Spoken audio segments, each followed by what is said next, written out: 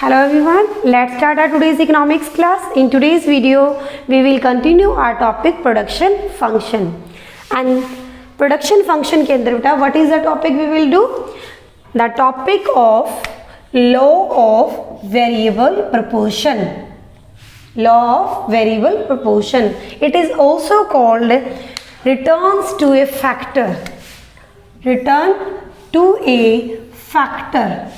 Law of marginal utility यानी diminishing marginal utility, यानी हम इसे यानी आप ये भी बोल सकते हो बेटा law of variable proportion, return to a factor, law of diminishing marginal utility, marginal production.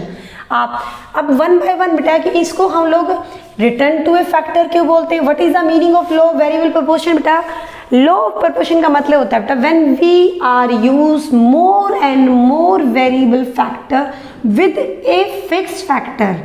We have already studies in last videos and last classes कि हमारी शॉर्ट रन के ड्यूरिंग शॉर्ट रन आपके जो फैक्टर्स होते हैं बेटा, जो आपके आउटपुट के जो फंक्शंस है बेटा, मान लो हम कहते हैं 40 यूनिट्स जो हैं वो हमारी किससे जो 4K 6L, इसका मतलब क्या है आपकी ये जो प्रोडक्शन है और ये जो लेबर यूज करते हैं इन दोनों में से एक फैक्टर हमारा फिक्स फैक्टर होता है और एक फैक्टर हमारा बेटा वेरिएबल फैक्टर होता है।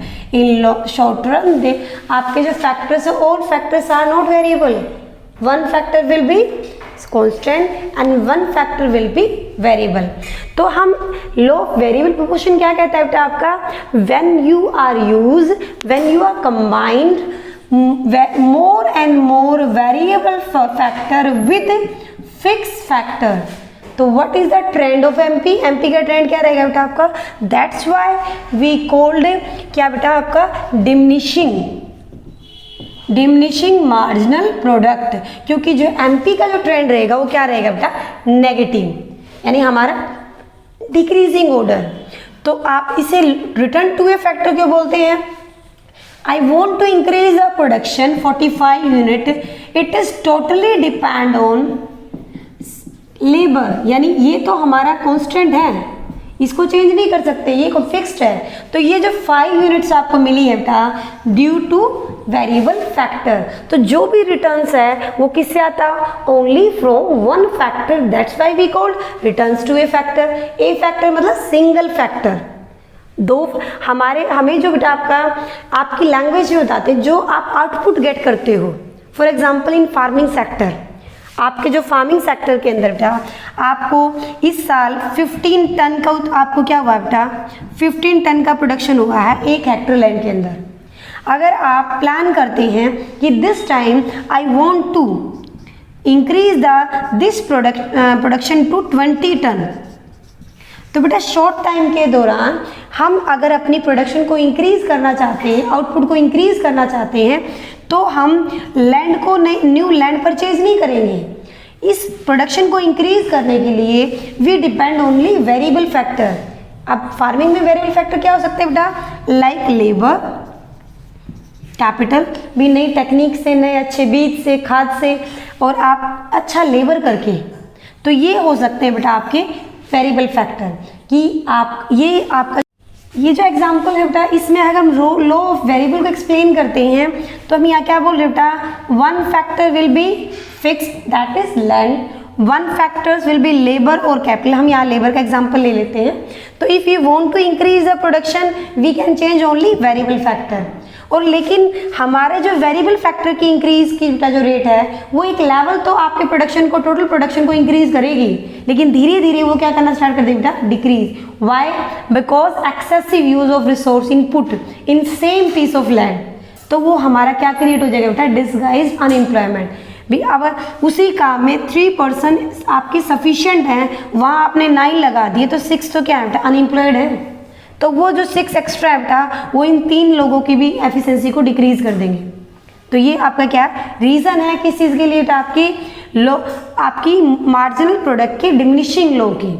Now let's take an example, what is the meaning of law of variable proportion, more and more of variable factor, more and more of variable factor combined with fixed factor, then MP starting में in first stage it initially it is rise, after a situation it will start to decline.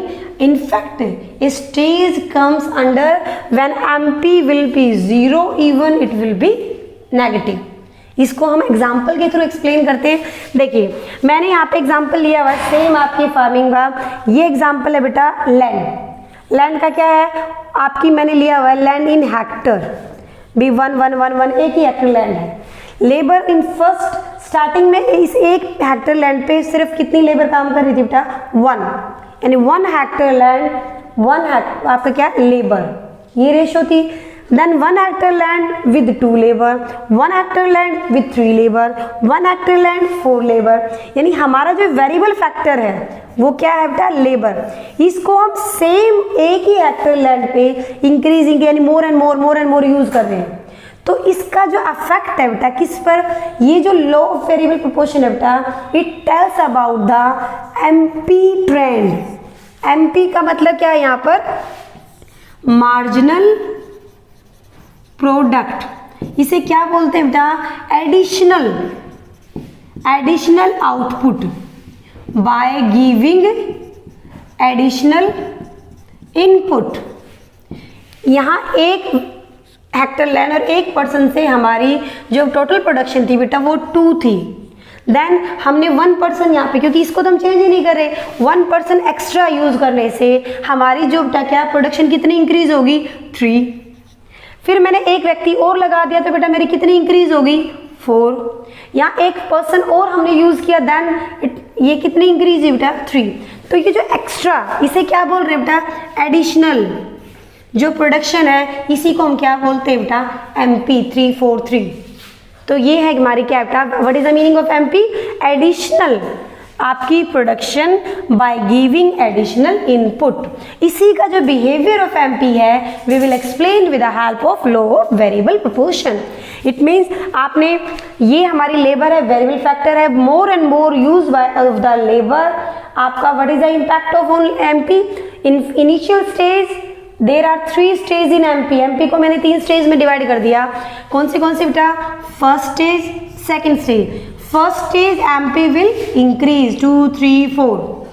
इसका मतलब यहाँ पे क्या बता रहा है आपका, जब आपने एक एक्स्ट्रा पर्सन यूज किया आपकी जो प्रोडक्शन है वो इंक्रीज हुई. आपकी जब एक पर्सन और एक्स्ट्रा इंक्रीज किया बेटा 4 तक पहुंच गई, यानी इट विल स्टार्ट यहाँ तक तो आपकी प्रोडक्शन क्या हुई बेटा increase. But after that third employer के बाद आप जो एक पर्सन एक्स्ट्रा लगा रहे बेटा in next 3 level of production it will start to decrease.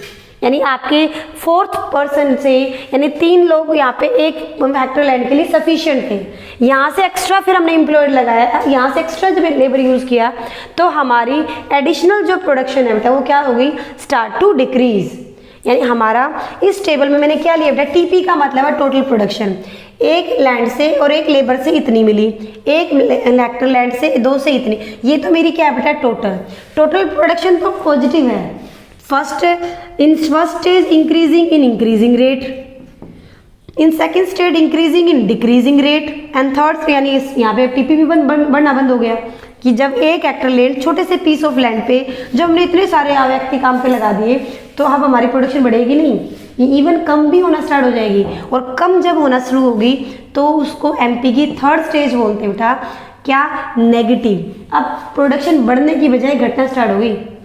अगर हम किसी एक काम पे आपको 2 कुक लगा देते हैं, हो सकता है भी एक कम दे रहा था दूसरे लगाने से इंक्रीज हो गई, थर्ड पर्सन लगाया मे बी थोड़ी बहुत इंक्रीज हो जाए. लेकिन जैसे जैसे उसी काम पे ज़्यादा से ज़्यादा एक्सेसिव अगर हम लेबर यूज़ करते हैं बेटा तो हमारा प्रोडक्शन की जो रेट है वो इंक्रीजिंग है वो क्या होना स्टार्ट हो जाएगी बेटा, decrease. Even if situation it will be negative also, negative भी हो सकती है MP क्योंकि यहाँ पर हमारा डिस्गाइज एम्प्लॉयमेंट इंक्लूड हो गया. तो MP की इसके लो ऑफ वेरिएबल प्रोपोर्शन कितनी स्टेज होगी बेटा, इंक्रीजिंग. फर्स्ट स्टेज क्या कहलाएगी आपकी, increasing returns, decreasing returns and negative returns. इसी टेबल को अगर हम एग्जांपल किसकी हेल्प से बताएं बेटा, कर्व की. These are the TP curve, MP curve. ठीक है, मैंने इन दोनों के रिलेशन में बताया। अब रिलेशन को एक्सप्लेन करने के लिए डायग्राम ड्रॉ किया है। यहाँ दिस इज वाई एक्सिस, ये X axis. Y axis I put TP, total product, and X axis, यहाँ पर वाई एक्सिस पे बेटा मार्जिनल प्रोडक्ट, और यहाँ पर हमने क्या यूज किया बेटा, एक्स एक्सिस पे लिए हैं यूनिट्स ऑफ वेरिएबल फैक्टर्स, यानी लेबर, एक तरीके से क्या बोल सकते हो, लेबर। ठीक है, अब बेटा ये जो कर्व है ये किस चीज का है, टीपी का। You draw this curve free hand, आपको यहाँ पॉइंट्स नहीं पुट करने मैथ्स की तरह। When you draw the curve TP और MP curve, draw the curve free hand, यानी आपका जो ड्रॉ, एक बार मैं दोबारा से आपको इसको ड्रॉ करके दिखा देती हूँ, how to draw the curve. आपकी देखिए बेटा, अकॉर्डिंग टू योर टेबल के थ्रू देखिए हमारी टीपी कैसे बेटा इंक्रीजिंग है, इस लेवल पे आके बढ़ना बंद हो जाएगी, फिर ये नेगेटिव। तो बेटा टीपी का कर्व कैसे ड्रॉ करेंगे, टीपी आप 0 से स्टार्ट हो सकती है बेटा, ये इस तरीके से इंक्रीजिंग है, एक लेवल ऐसा आ जाएगा जब बढ़ना बंद हो जाएगी, जैसे 15 15 और यहाँ के बाद 14 होगी ना, यानी यहाँ से बस स्टार्ट हुई है decrease. This is the TP. How to draw, ये इंक्रीजिंग ऑर्डर, इस लेवल तक तो बेटा इंक्रीज ज़्यादा रेट से बढ़ रही थी, यहाँ बढ़ी तो है लेकिन कम रेट से, यहाँ बढ़ना बंद हो गई और यहाँ पे स्टार्ट हो गई डिक्रीज होना। ये एमपी कर्व कैसे ड्रॉ करेंगे बेटा, क्योंकि एमपी क्या है, फर्स्ट 3 पॉइंट में इंक्रीज है, उसके बाद डिक्रीज होना स्टार्ट हो गई, इवन ये 0 भी हो गई, और after that it is negative also. तो ये हमारे कर्व है बेटा क्या, टीपी एंड एमपी कर्व। ना how to relate to each other, कि ये जो टीपी है बेटा, क्योंकि हमारा जो एमपी है यानी मार्जिनल प्रोडक्ट है, एडिशनल प्रोडक्ट है, हम किससे कैलकुलेट करते हैं, टीपी से। फॉर्मूला क्या होता है, MP is equal to TP n minus TP n minus 1। ये कैसे निकलता है बेटा, 5 minus 2 3, 9 minus 5 4, 12 minus 9 3, 14 minus 12 2, 15 minus 4 1। Is means TP n का मतलब second production of second unit minus production of first unit, production of third unit minus, यानी हम जैसे सी एफ निकालते हैं कॉम्युलेटिव फ्रीक्वेंसी, माइनस करते जाएंगे तो हमारा क्या निकल जाएगा बेटा, एमपी। तो ये कहते हैं कि जो फर्स्ट स्टेज है, फर्स्ट स्टेज में टीपी विल इंक्रीज, और वो भी किससे, इंक्रीजिंग रेट से। इन first stage MP also increase, MP also increase, TP के जब तक MP TP total production increasing rate से बढ़ेगा बेटा, एमपी हमारी क्या रहेगी, बढ़, यानी किस कौन से ऑर्डर में रहेगी, इंक्रीजिंग रेट में। When TP start increasing with decreasing rate, यानी बढ़ तो रही है लेकिन कम रेट से बढ़ रही है। जैसे आपका यहाँ पर बेटा 9 के बाद इसने होना चाहिए था 5, लेकिन कितने रेट से बढ़ रही है, 3 से। यहाँ इसके बाद सिर्फ 2 से इंक्रीज हुई है, यानी इंक्रीजिंग तो है लेकिन कौन से रेट से बेटा, डिक्रीजिंग रेट से। तो जब आपकी टीपी डिक्रीजिंग रेट से बढ़ रही है, उस सिचुएशन को हम क्या बोलेंगे बेटा, डिमिनिशिंग रिटर्न्स। डिमिनिशिंग रिटर्न्स, ये आपकी एमपी की सेकेंड स्टेज है। इसके बाद जब टीपी बढ़ना बंद हो जाएगी या फिर टीपी स्टार्ट हो जाएगी बेटा कम होना, उसको थर्ड स्टेज बोलते हैं कि एमपी 0 हो गई, और इवन यहाँ पे 0 के बाद क्या हो गया बेटा, यहाँ पे 0 है, इसके बाद ये नेगेटिव में चली गई। तो एमपी की 3 स्टेज होगी। इन फर्स्ट स्टेज लेबर से हमें क्या कौन सा रिटर्न मिल रहा है, इंक्रीजिंग, यानी अगर हम एक एक्स्ट्रा व्यक्ति लगा रहे हैं, एक एक्स्ट्रा पर्सन यूज कर रहे हैं बेटा, तो हमारा जो एमपी है वो इंक्रीज हो रहा है। इस सिचुएशन के बाद अब अगर हम एक्स्ट्रा पर्सन यूज करें बेटा, एमपी मेरी क्या हो रही है बेटा, कम होना स्टार्ट हो गई। इसके बाद तो ये हो गया कि 7th और 8th पर्सन जब लगाया मैंने, तब मेरी एमपी बढ़ी नहीं, घटी भी नहीं, इवन बढ़ना बंद हो गई और वो नेगेटिव तक पहुंच गई। इसे बोलते हैं बेटा थर्ड स्टेज। तो इन दोनों को आपको एक्सप्लेन कैसे करना बेटा, एक क्वेश्चन आपके पास, explain the variable law of variable proportion. First of all बेटा tell about the meaning, what is the meaning, law of variable proportion state that when you are using more and more variable factor with fixed factor, MP will start in first stage। MP क्या होगी बेटा आपकी, initially it is start क्या होगा बेटा, increase, in next second situation it will start to decrease, even in third situation it will be क्या होगा बेटा आपके 0, और आपकी क्या हो सकती है, even it will be negative also। ठीक है, ये 3 को एक्सप्लेन करना है। इसके बाद बेटा आपको टेबल, जरूरी नहीं आप इसी फिगर्स को यानी नहीं फैक्ट्स को लें, you can use your own figure. बस आपको जब भी टेबल बनाएंगे आप इस टेबल को एक बार देखिए, मैं टेबल बनाने का मेथड भी बताती हूँ बेटा। Land, labour, TP, MP. Land 1 1 ही लेनी चाहिए, 4 बना लीजिए। एमपी से लेबर आपकी 1 2 3 4। एमपी और टीपी में पहले एमपी ड्रॉ कर लीजिए, क्योंकि एमपी की मुझे पता है पहले 3 में बढ़ेगी, फिर इसका मतलब स्टार्टिंग में करो 2 3 4, फिर आप कम यहाँ तक कि आप क्या बोल सकते हो बेटा 0 -1। पहले एमपी लिख लीजिए, अब इसको प्लस करते जाइए। 2 2 + 3 5, 5 + 4 9, 12 14 15 15 14। यानी जब आप टेबल बनाएंगे बेटा, right MP first then TP, क्योंकि जैसे सिर्फ ऐड करते हैं जैसे सीएफ करते हो। लेबर आपको बस आपको इस तरीके से लिखनी है, तो ये आपकी क्या बन जाएगी बेटा table. You can practice to आपकी क्या बेटा मेक क्या बेटा आपका शेड्यूल एंड कर्व। और कर्व में जब एक्सप्लेन करते बेटा, right point, first point in first stage क्या है, TP increasing but with increasing rate, MP increase in second stage, TP start to increase with decreasing rate and MP start to decline. Third stage TP start to decrease but MP will be negative. ये 3 stage आपको explain करनी है point two point.